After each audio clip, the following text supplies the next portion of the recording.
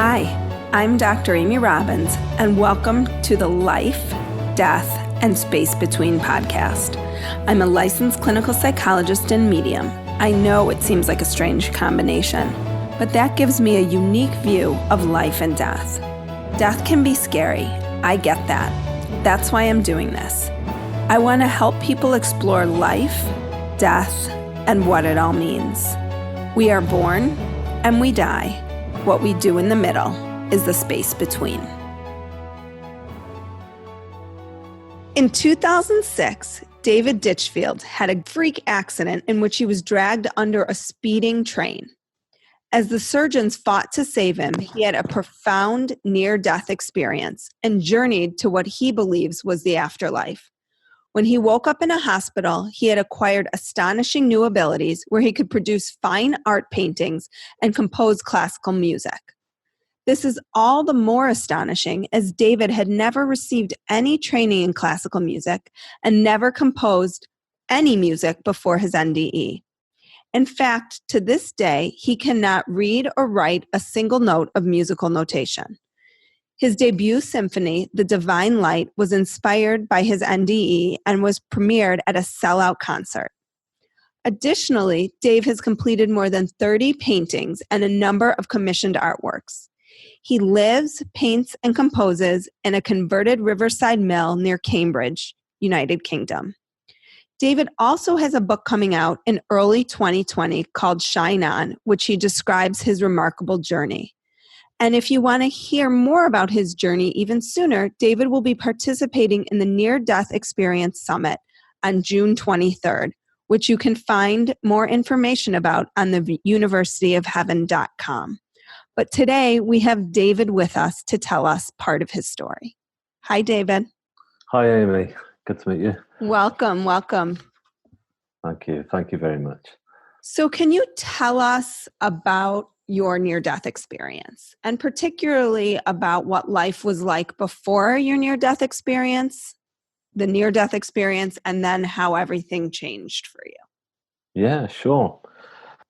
Well, I mean, I was seeing a friend off at the railway station, and my coat got caught in the doors of the departing train, so I got dragged along the platform, and then as the train pulled off at great speed, I lost my footing, and then I got pulled down between the space of the platform and the train itself and was pulled under the wheels.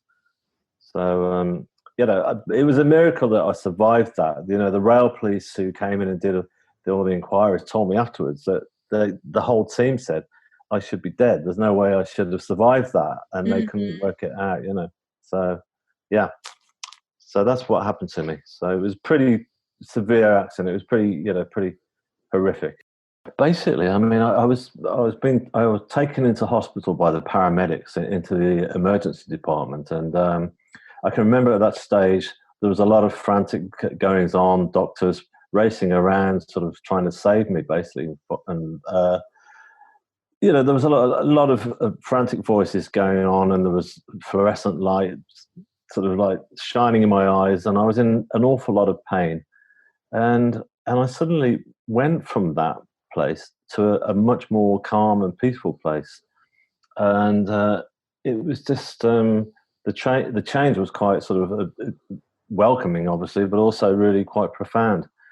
I remember lying there, and I was suddenly looking into like these what were three grids of white light, but this light was really pure and really beautiful to look into. I felt really comforted from these lights, and I felt like the energy coming from the light was almost healing me. And I suddenly realized that all the pain, the extreme pain that I was in, had gone. And I looked down to see my body, and I realized that I was just covered in I could only describe as this beautiful like silk satin style cloth. It was like a blanket of satin, and I just felt really comforted by that. And I realized that all the injuries to my body had suddenly disappeared. You know, there was like I'd been losing copious amounts of blood. My left arm was severed in the accident. So you're at the hospital. Yeah, I'm at the hospital. Yeah. These grid-like things, you feel wrapped in this silk Yeah, She. that's right. Yeah, and I realised that I'm in a different place altogether, and I felt like I was in like a warm sort of room at that point. I saw these like pulsating lights around me, and they were just kind of like colours of ambers and greens and reds, just pulsating. Then I felt like I was lying. I looked round. I was lying on what I could only describe as a huge piece of slate, like a big rock, but it felt really comfortable. You know, you wouldn't expect it to be comfortable, but it was. I just felt so comfortable there. Then the next thing I noticed was this being of light that was stood at my feet, um, that was just smiling at me with a really almost like a knowing smile. And I felt like I knew this being. The being I would describe as having like sort of blonde hair and being androgynous, neither male nor female. And this, but it was a very caring sort of love that was coming from this being. And I just thought, it's almost like meeting my soulmate. You know, if you bump into somebody at a party and you feel like I've known you for years, it was that same feeling, but a lot more profound. You know, it was very deep. So I felt comforted. I felt that this being was here for some reason, and wasn't sure what that reason was going to be. You know, and then the next thing I noticed that was there were two other beings in female form appeared either side of me to my left and right. And they had their hands kind of like over my body, just kind of like healing me, almost similar to Reiki healing. And it was like sort of, and the energy coming from their hands was just so beautiful. It was like I felt like I got this sensation of love just kind of pulsating through me.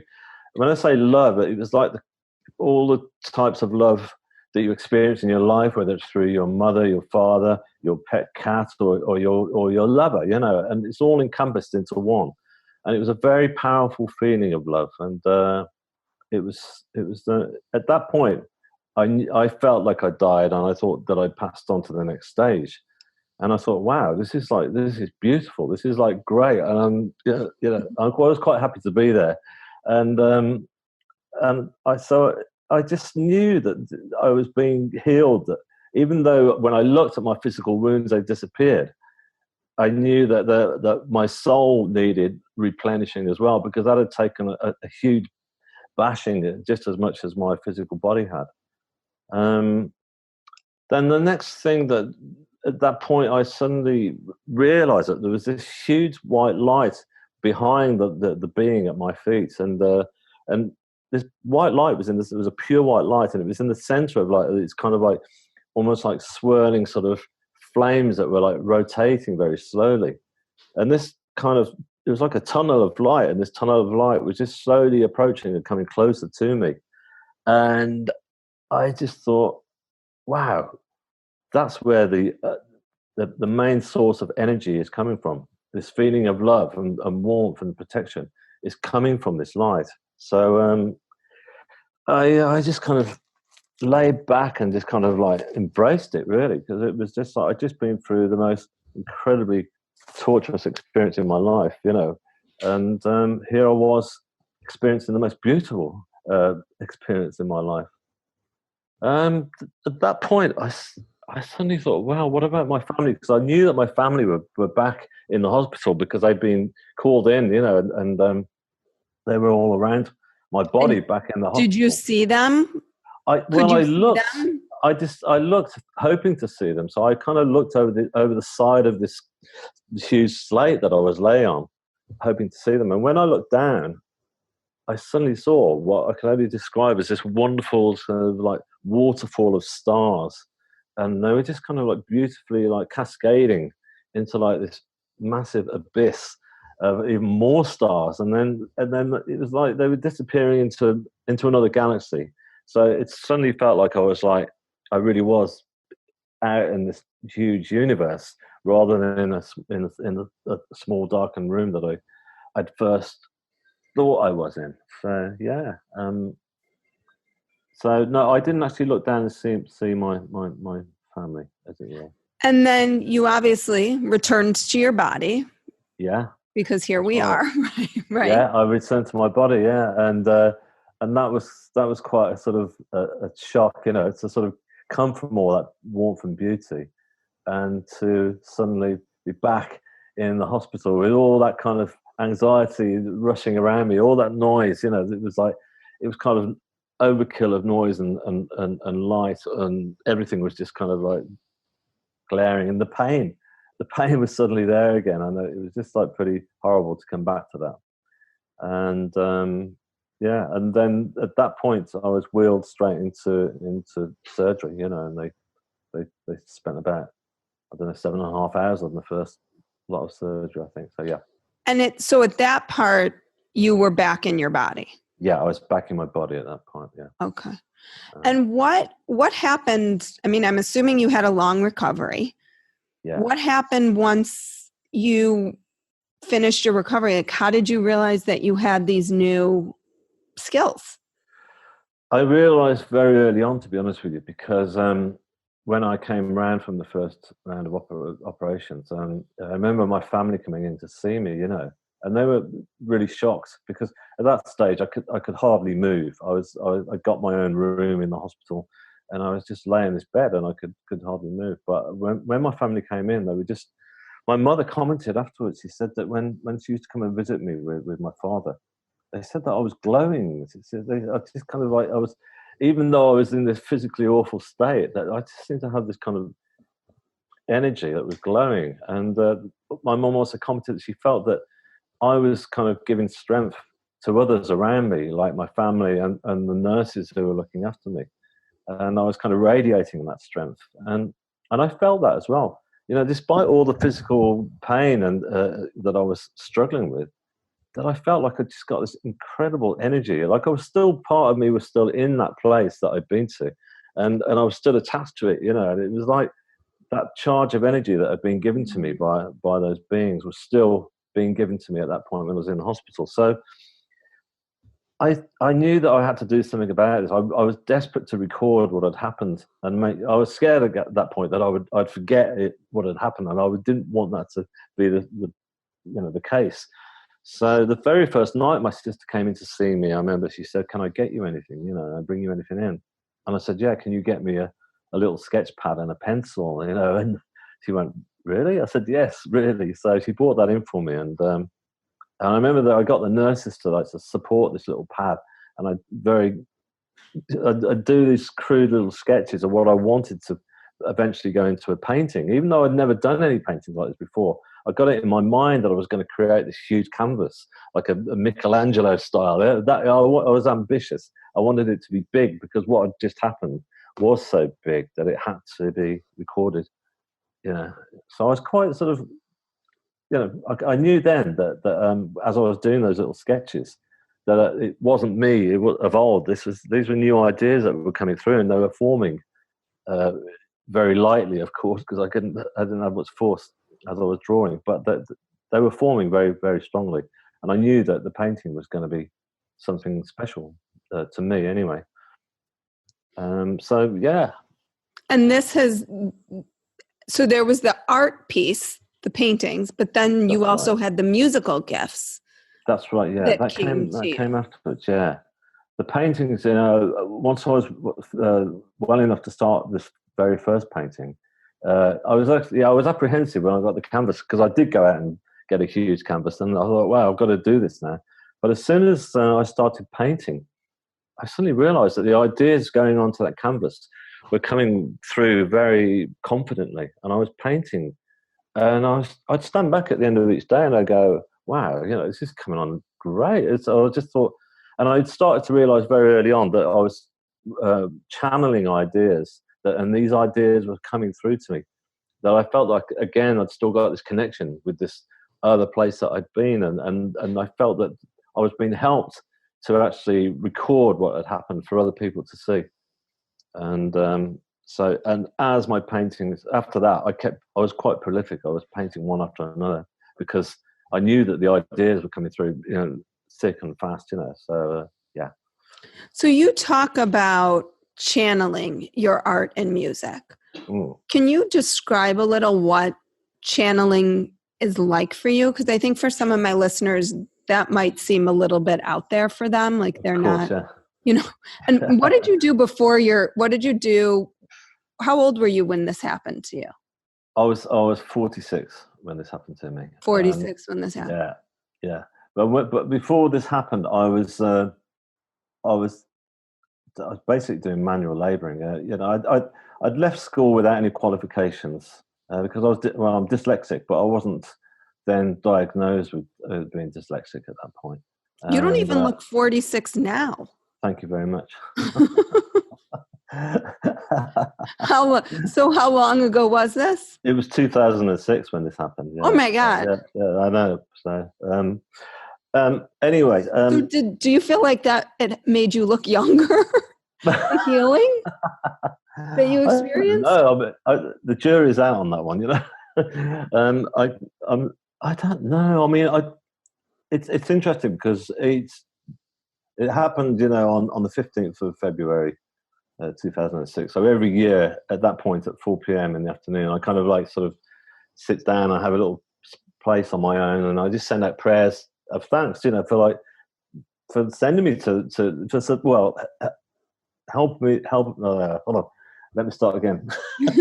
I send out my prayers of thanks for saving me that day, basically, and for bringing me back and giving me all these new sort of found sort of skills to be able to help me to go through life now. Because before I was in a bad place, because I'd failed so much at school that I wasn't really cut out for manual labouring. There's nothing wrong with manual labouring, but I looked around and I could see that the other guys were doing it much quicker and efficiently than me.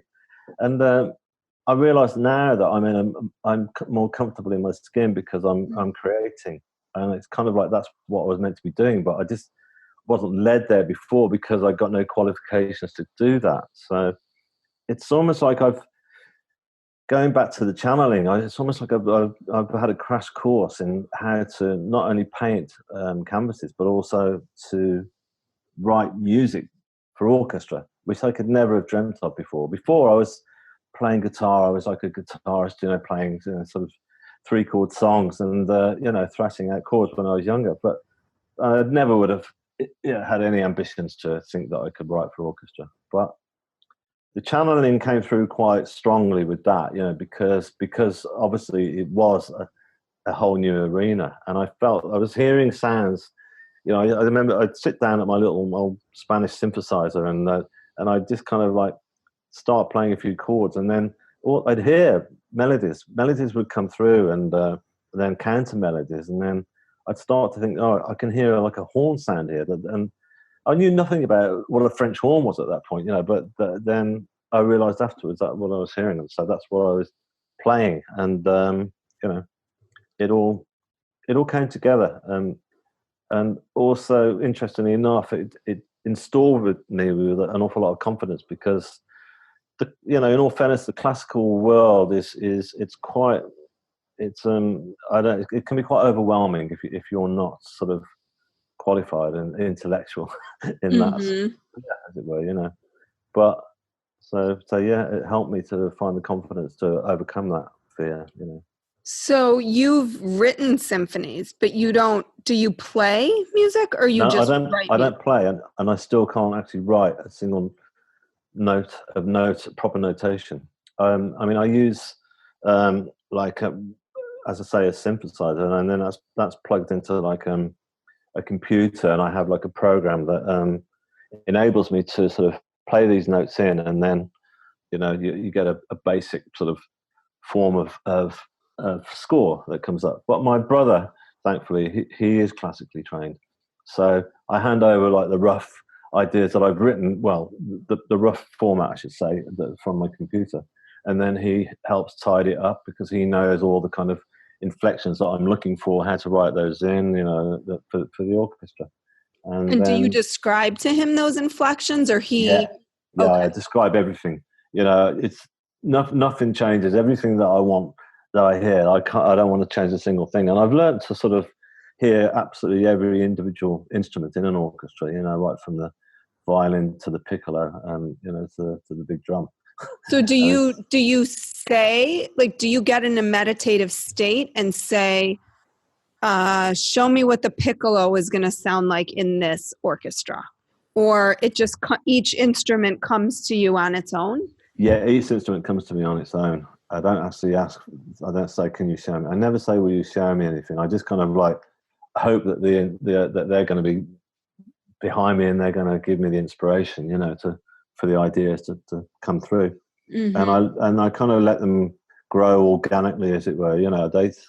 I'm not sure what those actual instruments are going to be at first. I just might hear a melody and think, that sounds sweet. That sounds like somebody whistling. There you go. And then I think, well, that turns out to be a piccolo and what have you. And as time's gone on, I've obviously got to realise, all the rich textures that you can get out of an orchestra, and I'd be a bit more ambitious and stuff, with my chords as well. It's like the first piece I wrote, I had I went to a tenor singer he's quite renowned around Cambridge, and I went to him to ask if he knew anybody who would sing this for me. And when I showed him the score, he said, "This is really good." He said, "Your way of using chords are totally unusual," and he said, "I like that." And he said, "I'll sing it for you." And he offered to sing it himself, which was like really quite amazing because he's got such a beautiful voice. But it also, him saying that really gave me an awful lot of confidence, because I just thought, well, if he's turning around saying those chords are unusual, but they work, is great. It means that I'm onto something. So do you have more of a preference or leaning towards the art or the music, or does it go back and forth? Or it goes back and forth. Yeah, it really does. So there's no real preference. Both are important to me. And I guess both of them just both of them sort of also do get stronger as well as I go along, because I'm getting better at my craft, and developing it. But, like anybody. Yeah. And what was it like for you staring death in the face? Because that's quite a story. Yeah. Well, to be honest with you, yeah, of course, yeah, it is. It's when it actually comes to you, it's like because I did actually think, this is it. I'm not going to survive this. Once my coat was trapped, and the speed of that train was, really pulling up. It suddenly was no longer a train. It was like this huge beast that was just going to like completely devour me. That's how it felt. And so, interestingly enough, I kind of rationalized it. What took a matter of seconds for me to be dragged along the platform and underneath, because the police actually timed it all, because it was on CCTV footage and what have you, and they measured it all up. Felt to me like minutes. I was really shocked when they said how long it took. I said, God, I thought it took minutes for me, because I had time, I felt, to actually stop and think about what I was going to do. I thought, right, I'm going to hit the open and close door buttons first. No, that's not working. Okay, I'm going to try banging on the window. That's not working. I'm going to scream for a guard, and I did it all almost with kind of a lot of calm. I was quite calm about it. At the same time, I was petrified, because I thought I was going to die. And when the train accelerated, I kind of decided, right, I am going to die now. So I decided just to kind of let myself go with it. I decided not to tense up and scream or anything. I just slowly went under. Oh, well, I didn't want to slowly go under, but it's interesting because my friend who was seeing off, bless her, she had to watch the whole thing unfold, because oh gosh, she was right behind the doors, obviously. And she told me afterwards, when she came to see me in hospital, she said that she remembers running to the window to look to see if I was okay, and she said she saw me go under, and she said, what was so odd? You went under kind of so gracefully. And she said, I hope you don't mind me telling you that. I said, no, I'm glad you did tell me that, because that's how I felt at the time. That I'd heard a news story that a couple of weeks previous, about a fire in an apartment block, and they'd thrown a baby from the window like 3 floors, and the baby survived without any broken limbs. And they said it's because babies don't tense up, because they're just totally relaxed, And so I kind of had that in my head as well. As I thought about that, I thought, think about that article, that might just save you, and it may well have done, So, well, it sounds like maybe there was a higher power there definitely was, yeah. that prevented that from being the end for you. Yeah, exactly. Yeah, it most certainly was. I mean, I would say that when you've gone through something like that, it does actually take something away from you. In all fairness, there's something, that it takes a bit of a kind of like swagger away from you, or a spring in your step, as you might say. But it also has given me an awful lot in return. But a lot of that's come basically from having the NDE. So I'm in a better place now than what I was before. When you say it takes something away from you, what do you feel like it? I mean, obviously you faced your mortality head on. Yeah, it's almost like I felt like I was shaken and like a rag doll, and because when I went under, it was like I was fully conscious throughout the whole ordeal, and it was just like being thrown into a washing machine on full rinse, or Mhm. whatever, or into a mincer. It was just like really pretty, and I just felt like my whole body really never really recovered from that, and not just that, it took something away from me, in terms of like, uh, I don't know. There is going to be some payoff from having such a horrific accident, and I think that would happen to most people, Mhm. who've gone through something quite huge physically like that. That's going to happen because what I've learned is there's so much about the human body and mind and spirit that we don't know. And my consultant actually said that to me because I talked about him. I was lucky; I had like this fantastic consultant, and I used to talk to him, and he actually said to me, he said, "You know what?" He said, "People come in here and they think we've got all the answers, but we haven't. So there's a lot Mhm. to learn still." And what would you say, because we have to wrap up here in just about a minute, but Okay. what would you say are your three biggest takeaways from this experience that my listeners could kind of keep in their pockets for Okay. those that haven't had near-death experiences? And I'm guessing most of my listeners haven't, although maybe some have. Um, what did you take away from this? Well, the biggest one, obviously, for me, that I took away from it all is not to fear death at all. Because I certainly don't, and that there's a far greater, beautiful thing waiting for us. At the other side, and it's not the end. That's the main one. And from that, I got like I brought away like a strong faith. That source of light, that tunnel of light that I saw, that I perceived that to be the source of all creation of life, and that light, I still feel the energy comes from it, and it makes me sort of stop and start. If I need help, I turn around and look to that light, and I look to my guides or my angels, if you like, that were there for their wisdom and their help. Um, Mhm. I also, what else did I take away from me? I, it, I took away. I felt an awful lot of love there, like I was loved unconditionally, and I've taken that with me. So I've learned to love myself, and I didn't do before. So I love myself a lot more now, and I've got a lot more love to give. I guess I hope. Mm. And so yeah, so that's it. And also, I suffered from an awful lot of anxiety before, and I realised that didn't belong to me. So I don't carry around the same amount of baggage that I did before because you know that's the strength I've taken from it. That I'm not that person. And yeah, It and sounds. then Oh, go go on. ahead. And ultimately the creative gifts. That's the other big one that I Right. took away from it. Yeah. It sounds like you just got so much more expansive Mm. in everything, like in Yeah. your creative gifts, but also in your ability to love. Yeah, absolutely. That's it. It's life is a lot richer for me now. Mm-hmm. And it really is. It's a lot more. It's kind of a lot more three-dimensional.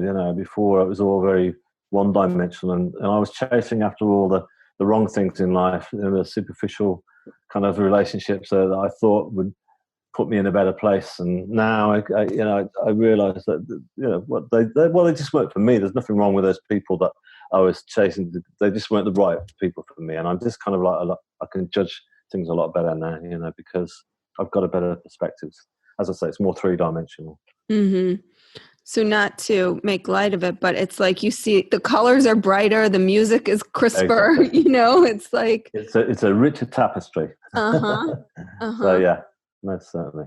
And if people want to find you, can you tell my listeners they should find you just to see how young you look? Because that's really kind of you. we got to figure out a way to get all of us that light, right? That glowing, healing light.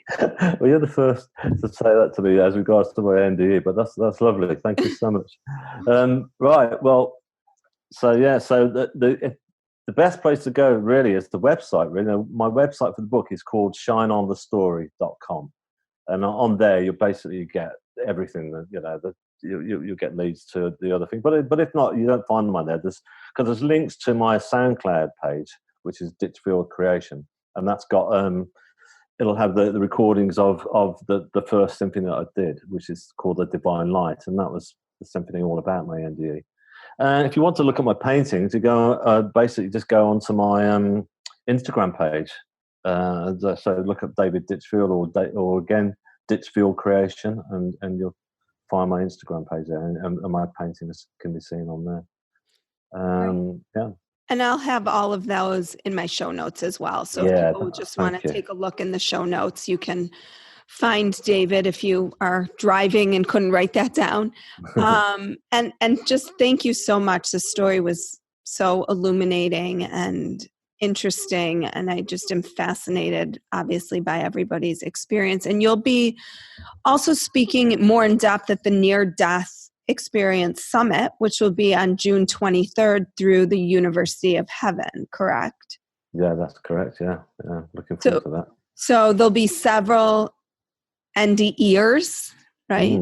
NDEers. And I guess several people will be telling their stories, and then there'll be breakout rooms where people can ask questions and follow up with some of your fellow NDEers. So if people are interested in learning more about that, there will be a link at the universityofheaven.com where people can find out more and sign up for the summit. Yeah. Absolutely, yeah. It should be good. There's some good people. Yeah. Taking part in it. Yeah. No, so it's really a good one. Looks like it'll be really interesting. So thank you so very much for your time today. Oh, thank you, Amy. Almost nighttime where you are. Pardon me? And thank you for your compliments as well. Absolutely. Absolutely. The fountain of youth right here. Fantastic. All right. Well, have a great day. Yeah, you too. Like what you heard today and want to hear more? Curious about what comes next and what it all means? You can subscribe on iTunes. Just go to podcasts and find Life, Death, and the Space Between and hit subscribe. And you can follow me on Twitter and Instagram at Dr. Amy Robbins. Ask me any questions you might have, let me know what else you'd love to hear about, or just share your story. I can't wait to hear from you.